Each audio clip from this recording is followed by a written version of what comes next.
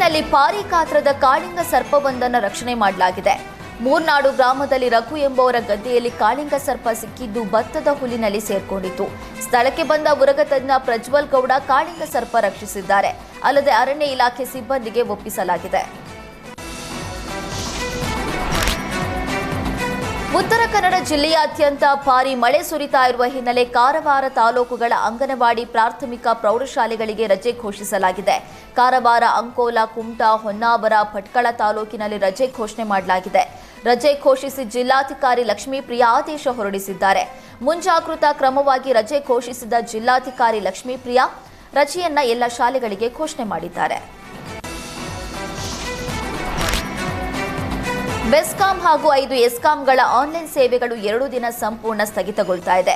July 25ರ ರಾತ್ರಿ 8:30ರಿಂದ July 27ರ ರಾತ್ರಿ 10 ಗಂಟೆವರೆಗೆ ಬಂದ್ ಆಗಲಿದ್ದು, ವಿದ್ಯುತ್ ಬಿಲ್ ಪಾವತಿ, ಹೆಸರು ಬದಲಾವಣೆ, ಜಕಾತಿ ಸೇರಿದಂತೆ ಯಾವುದೇ ರೀತಿಯ ಆನ್ಲೈನ್ ಸೇವೆಗಳು 2 ದಿನ ಇರೋದಿಲ್ಲ.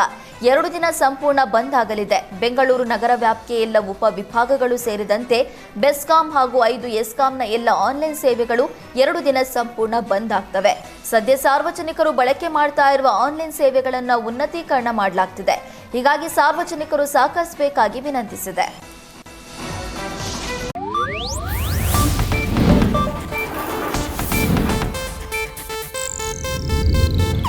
ಇದು ಏಷ್ಯಾನೆಟ್ ನ್ಯೂಸ್ ನೆಟ್ವರ್ಕ್ ಪ್ರಸ್ತುತಿ.